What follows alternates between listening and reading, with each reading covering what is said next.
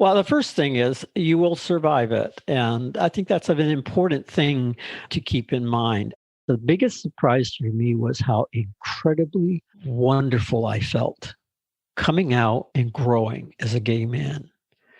I didn't quite expect how wonderful it felt and still feels.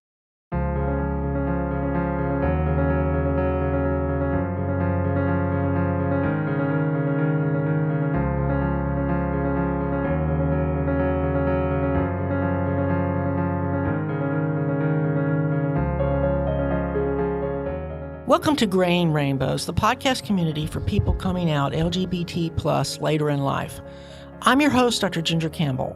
Wherever you are on your journey, I hope this podcast will help you feel less alone.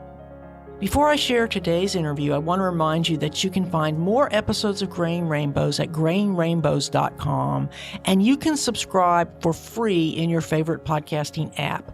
You can also get show notes automatically via our newsletter. Just use the link in the show notes or text Graying Rainbows, all one word, spelling gray with an A, to 33777. Graying Rainbows, all one word, to 33777. I'd love to hear from you. You can send me email at grayingrainbows@gmail.com. You can also post to our Facebook fan page, and on Twitter, it's grayingr. We have a private group on MeWe, which I'll tell you about after the interview. So I'm going to tell you a little bit about today's guest, Nick McKenney. Nick is a member of the Gay Coaches Alliance, and he came out 10 years ago at age 63. I invited him on Graying Rainbows to give us his perspective 10 years into his coming out journey. Nick McKenney, it is great to have you on Graying Rainbows today. Well, thank you. It's my pleasure to be here. So I think you know the drill for the show. You share your story in whatever way you like, but I'm going to start out by saying that you are 10 years out, and so I'm looking forward to hearing a little bit longer version of the story than some of my recent guests who are very much early on in their journey. I think we need all parts. Okay. Well, the first thing is you will survive it. And I think that's an important thing to keep in mind. There are ups and downs throughout. I'm 10 years out. I started off with ending a 40-year marriage. I had been married for 40 years, did not have children. And I had struggled a good part of my life with kind of knowing I was gay, but in so many ways saying, no, I'm really not. I came from a somewhat religious family. I had two brothers, both older. I had a mother who probably protected me somewhat. So, I just kept hiding it. And you have to remember, at my age, if you were considered gay, you were mentally ill. Right. Because you're how old now? I am right now. I just turned 74. So you came of age before they took it out of the DSM. Right, exactly. And I can remember when they took it out of the DSM, and there was this funny little thing that happened in my head that was sort of like, what does that mean now? But I had to, in many ways, keep some of it under wraps. I worked with children. And as you know, that was always a problem if they knew you were gay. I worked in a mental health setting, oddly enough, so I couldn't be mentally ill and work in a mental health setting. So there were a lot of things that were pushing me to kind of avoid it. And it really was an avoidance, mostly. I struggled with it. About 11 years ago, I really had to confront myself with it all. I had been retired, basically, was doing some substitute teaching in elementary school. And I had a good friend there who I met who was gay. He was 30 years younger than me. We are still good friends, I might add. He never acknowledged me as being gay, but I kept, listening to him, We really were close. Was he out? He was out. Oh, yes. He was out having a great life. That was sort of like, oh, he's out and having a great life. Huh. I wonder if that's something could happen to me. Initially, it was, no, it couldn't happen to me. But the more we were kind of like friends and talking more and so on, I finally came to a point where I said to myself, Nick, do you want to have your last sentence just before you die in your life ends saying, oh, I only wish I could have been who I am? And I said, no, that's not what I want. One day, my friend and I were having coffee. We were sitting in a park. And I turned to him and I said, hey, I have something to tell you. He said, yeah. And I said, I'm gay. And he looked at me and said, I know. And I said, what do you mean you know? Why didn't you tell me? I said, I couldn't tell you. That was up to you to come out when you were ready. And by the way, as an aside, I know this is a little dramatic, but I swear that day I was sitting in this park. We were overlooking the ocean. And I swear that when I turned to him and said, I'm gay, that there was a hallelujah chorus behind me. There were doves ascending into the air and the clouds parted and the sun shone on me.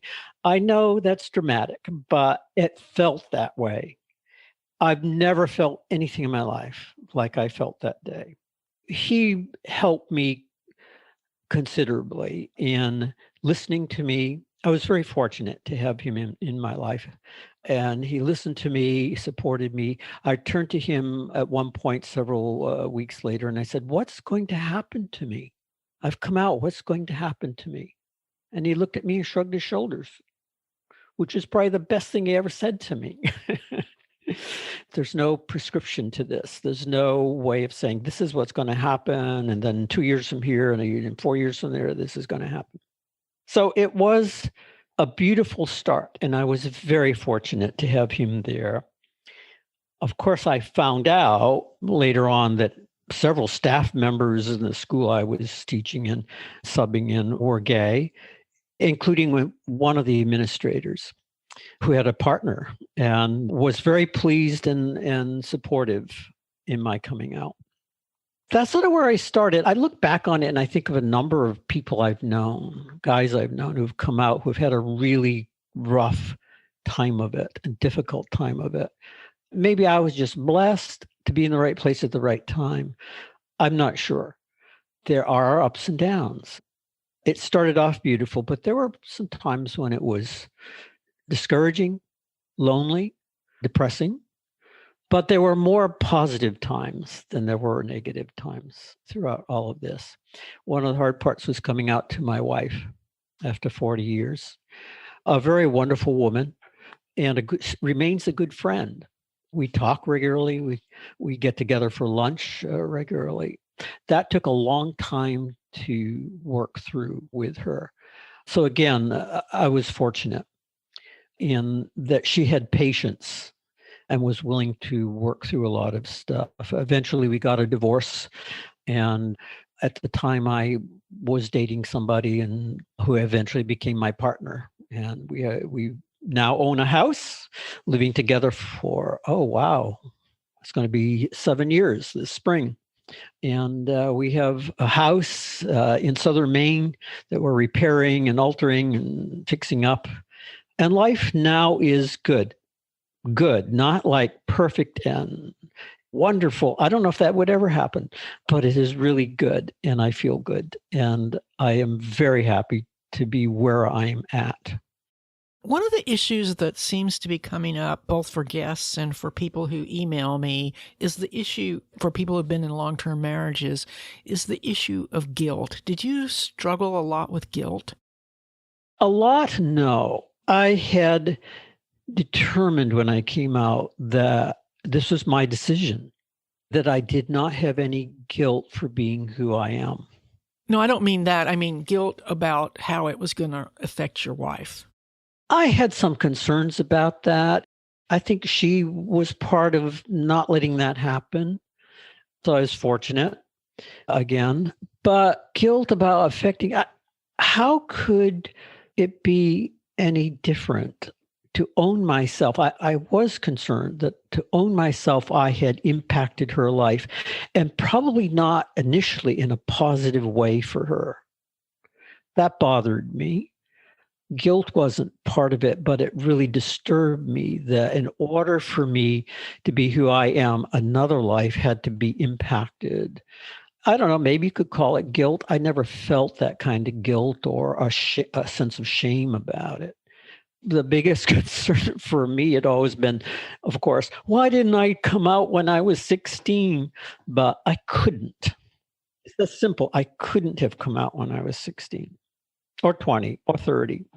Right, because things have changed so much. Even since you came out 10 years ago, things have changed a lot. I don't think 10 years ago I would have made this podcast. Right. Yeah. And I probably wouldn't be on this show right now. Right. People were out, but it wasn't the same as it is now. And even now, it depends on where you live and what you do and where you are in your profession. But I think one of the advantages we have as being mature is a little bit of freedom. Yes. You have a little bit of freedom, but there are also, I think, some challenges that go with it.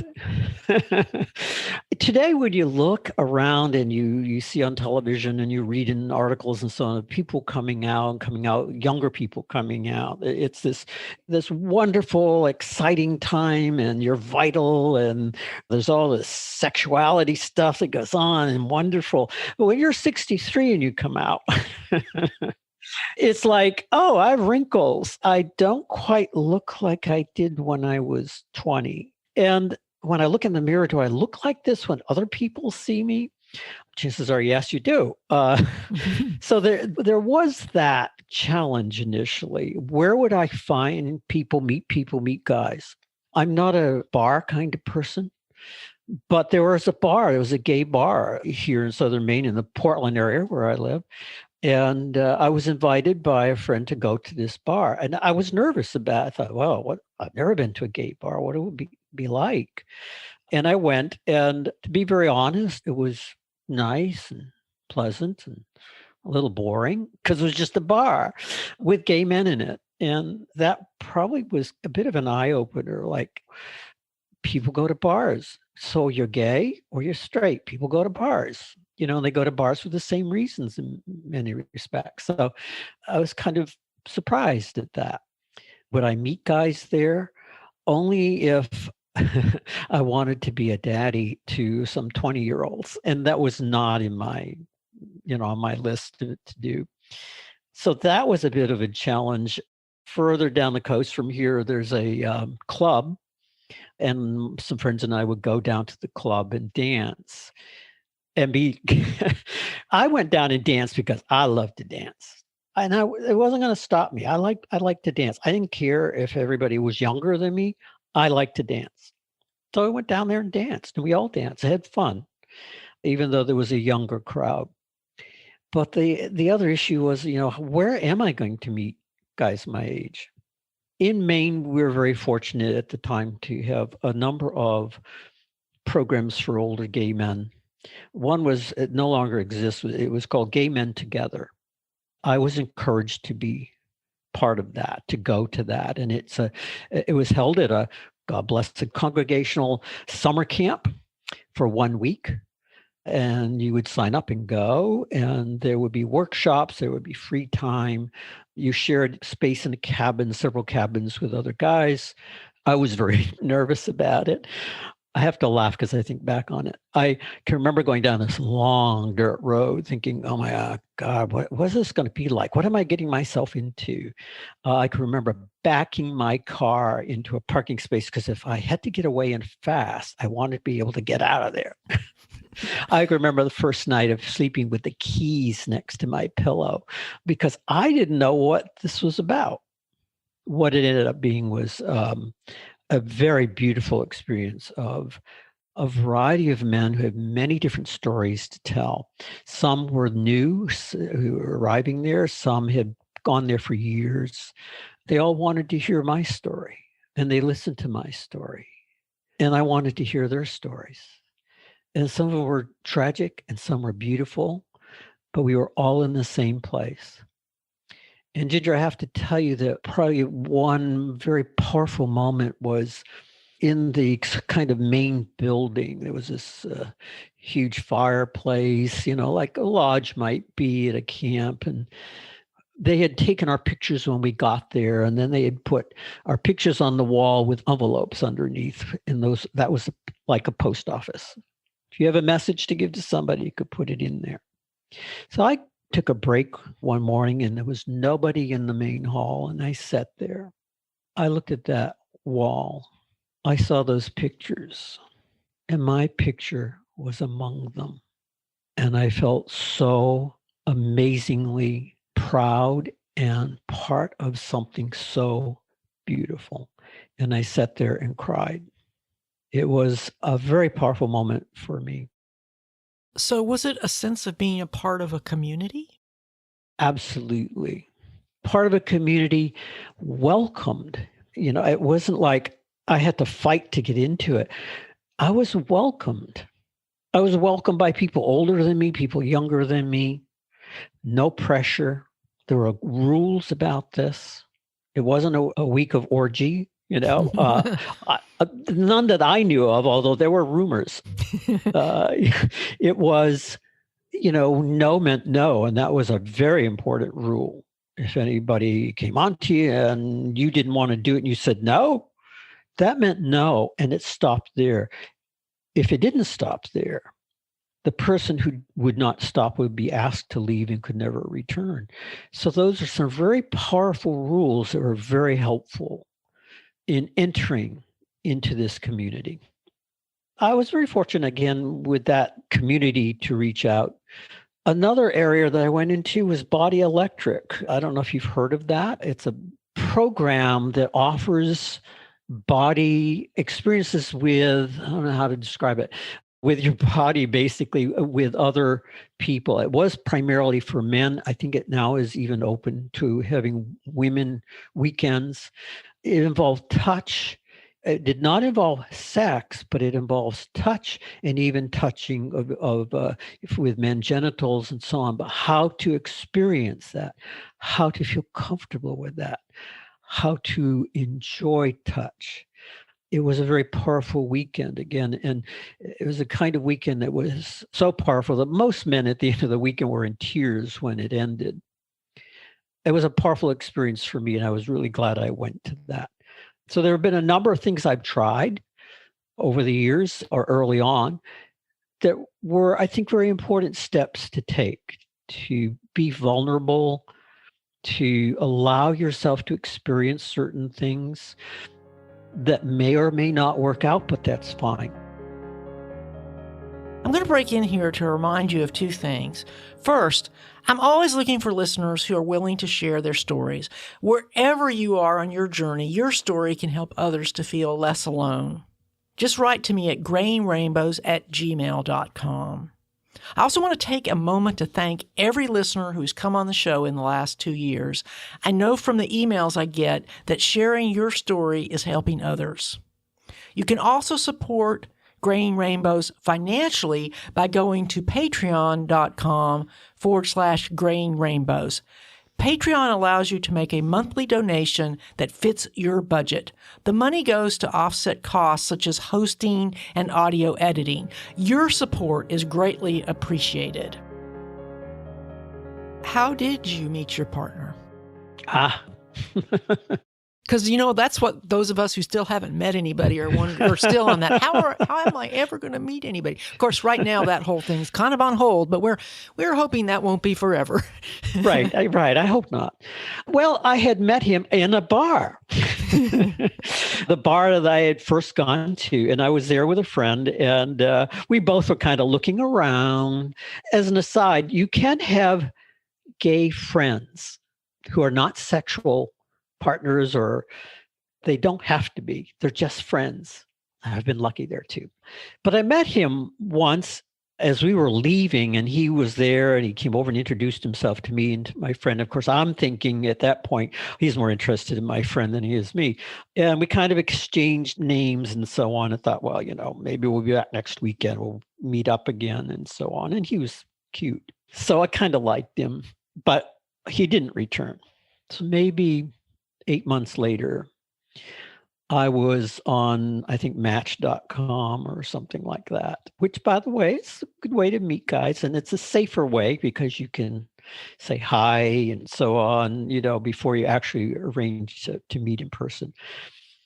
And I saw him and I thought, wow, that picture, he is really something. And he was an artist. And I'm not, but I'm curious about that. So I messaged him or contacted him and say, hi, I think we've met somewhere, but I'm not sure where. I couldn't quite figure it out. He couldn't either. But we decided to get together for the coffee. Okay. And we met for coffee and chatted and talked. And it went very well. He said to me at that point, he said, we should go out for dinner sometime. And I said, yeah, I'd like that. Sounds good. And he said, well, I'll email you. And I left thinking, okay, well, that's the end of that. Probably never see him again. 2 days later, I get an email. How about dinner on Friday? And that's how we met. Eventually, we moved in together into his condo that he was renting, which was this tiny little second floor condo with a 1-bedroom kitchen, living room combo, second floor in an ancient old building. Most buildings are old in this part of the country. We eventually said, we can't do this. It's just a little too crowded. So we looked for a house. And I live now in what's called South Portland, which is just a mile over the bridge from Portland. 3-bedroom house. He is an artist, and we had to find a house that had a carriage house attached to it so that he could turn it into a studio, which is what he did. So that's how we met. That's how we moved in together. There have been ups and downs, but that would be the case in any relationship.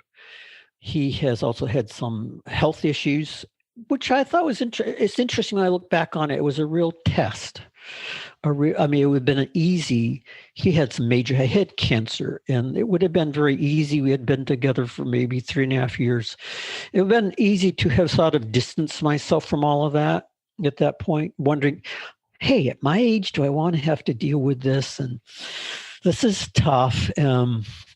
But I decided, yeah, I deal with it. I cared about him. So here we are headed for 7 years. Every year we celebrate our coffee date, and then we celebrate our first date, which, by the way, I spilled water on him when we first got together for dinner. I knocked water glass over. I'm kind of nervous. And he reminds me of that every year. As you look back, what do you think has been the biggest challenge? That's a tough question. I hadn't thought of the biggest challenge. I think the biggest challenge was fairly early on, before I met my partner. I had moved a couple of times. There were times when I wasn't seeing anybody. It was very lonely, very empty. By and large, this is a very open community and very accepting community, very progressive community. But there were times when things would happen that were uncomfortable, and I had no one to turn to. I still had my friend who was 30 years younger than me, and I could talk to him, and I had a few other friends, but I wasn't sure sometimes whether I wanted to share certain things with them that kind of hurt. That was probably the biggest challenge, getting beyond that, getting to accept the fact that there were going to be times that were going to be rough, that I could get through them and would get through them. Now, I have to share with you that I did get a life coach. And as you know, I'm a life coach as well. But I did get a life coach, a gay life coach, and worked with him. We partnered together to work through a number of obstacles that I couldn't seem to get around. I couldn't even identify them, but they were there. And a year almost with working with a life coach. His name was Tim, and I eventually called him Saint Tim because he got me through a lot of stuff. Although, as he would say, you got yourself through a lot of stuff. I just happened to be there. I got beyond some of those difficult moments and difficult places. It was ironic that as we ended that, that's when I found my partner. So I think the biggest challenge was those early days. What have I done? Where am I going? What's my life going to be like? So I want to talk about the coaching, but first I want to ask you, what about the biggest surprise? I think I'm not trying to get her to avoid this. The biggest surprise for me was how incredibly wonderful I felt coming out and growing as a gay man. I didn't quite expect how wonderful it felt and still feels. I kept some notes in an on and off diary, and preparing for today a little bit, I went back and I looked at those notes, and they were early notes when I first came out. And I still marvel at them of how I felt, how liberated I felt, how complete I felt, how whole I felt. I hadn't anticipated that. And it was a marvelous surprise. And it doesn't really have anything to do with sex, does it? No, it doesn't. It doesn't. I don't know if you would like, I could read some of these. I think those words, what I wrote when it was happening, first happening, was powerful. This was a month. This was 7/27/10. And it said, I'm a month well into the journey.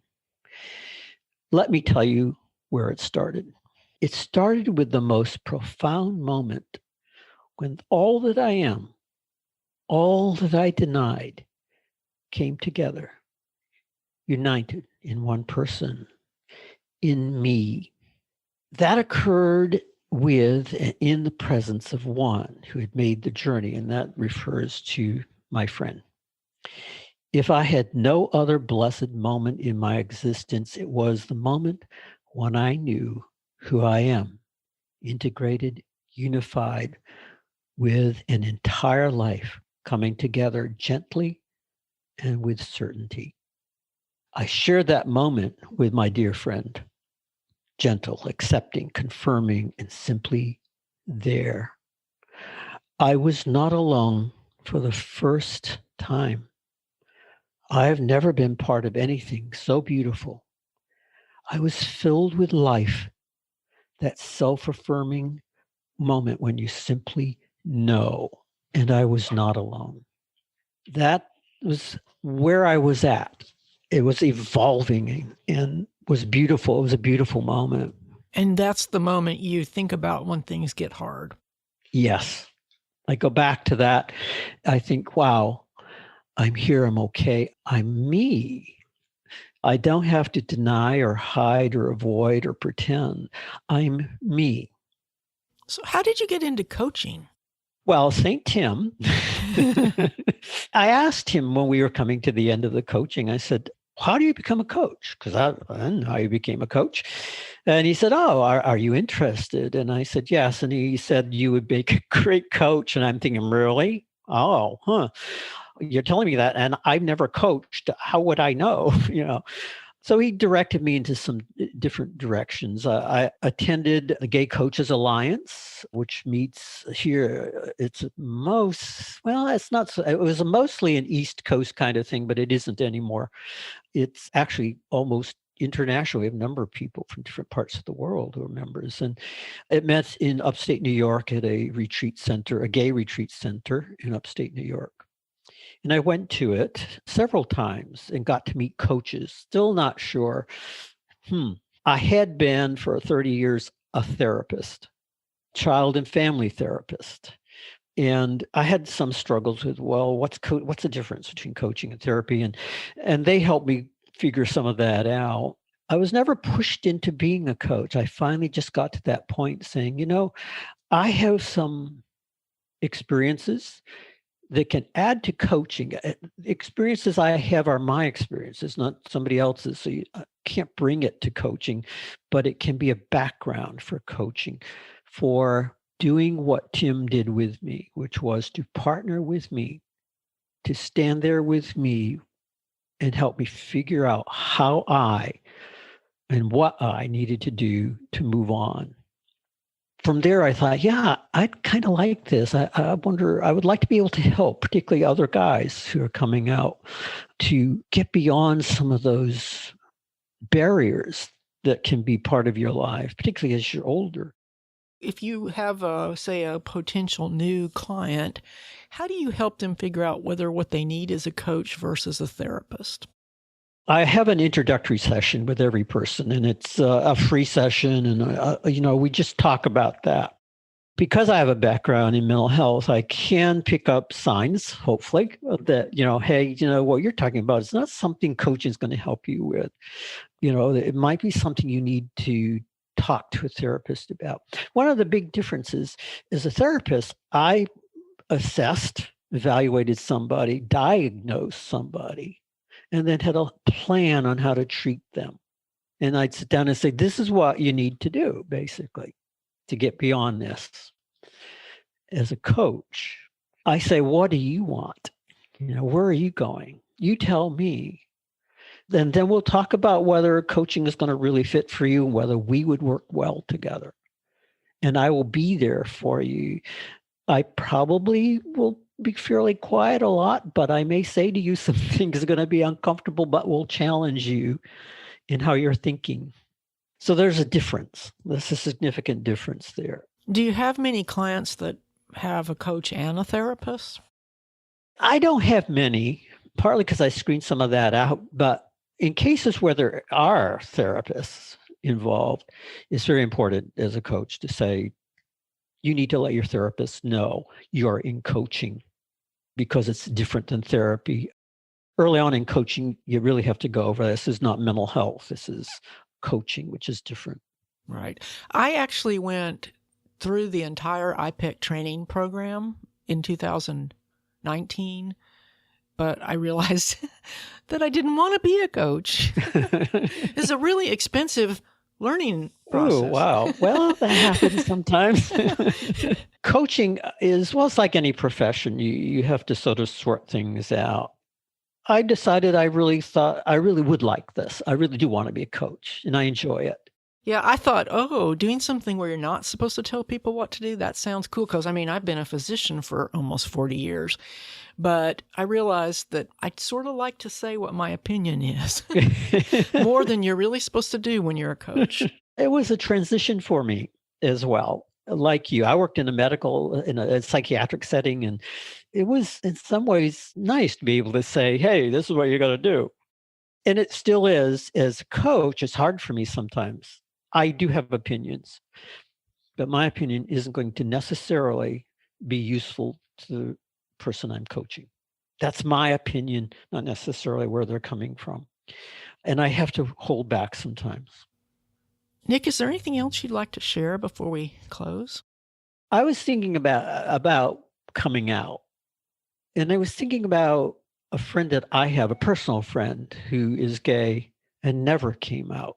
And he explained to me why.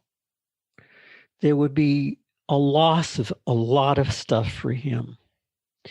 He would lose family. He would lose colleagues. And I thought maybe not everybody should come out. I don't know.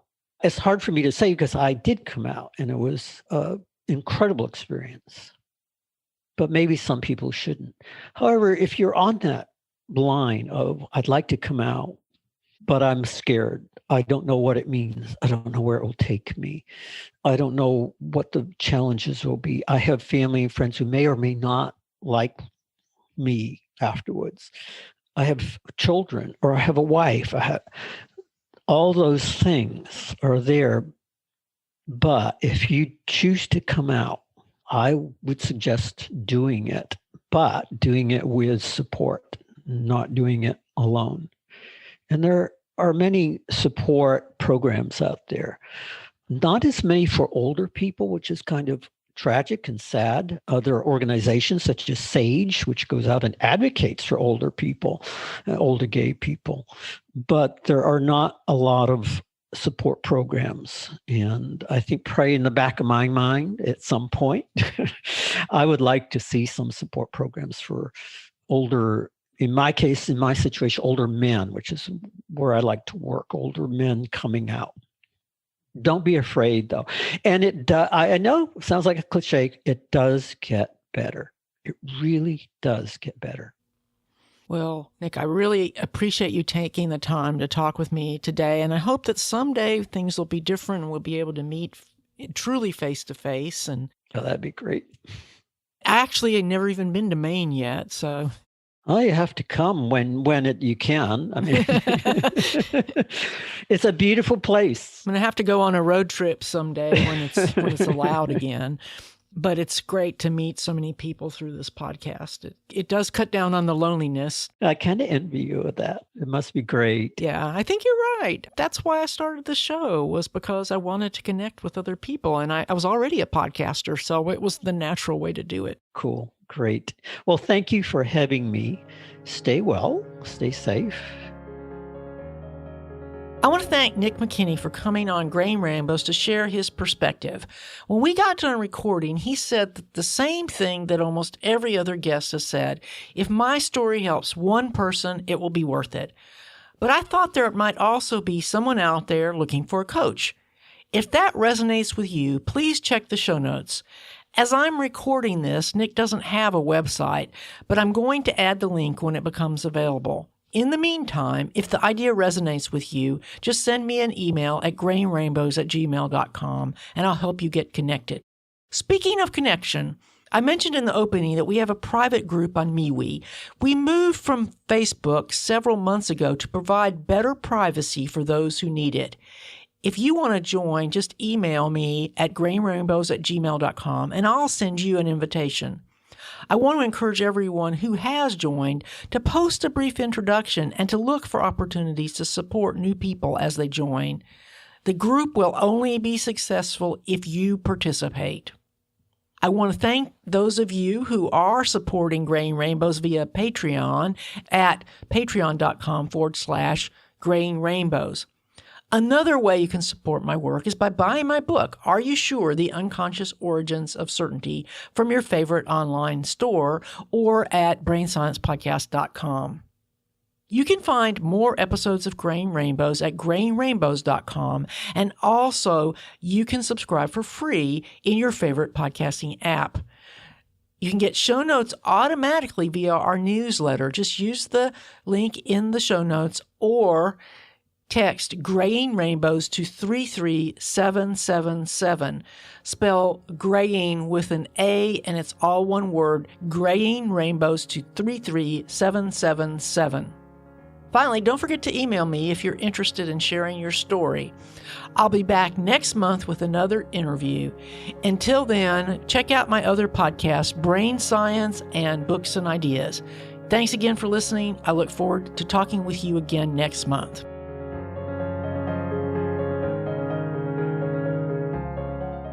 Grain Rainbows is copyright 2020 to Virginia Campbell, MD. You may copy it to share it with others, but for any other uses or derivatives, please contact me at grainrainbows@gmail.com.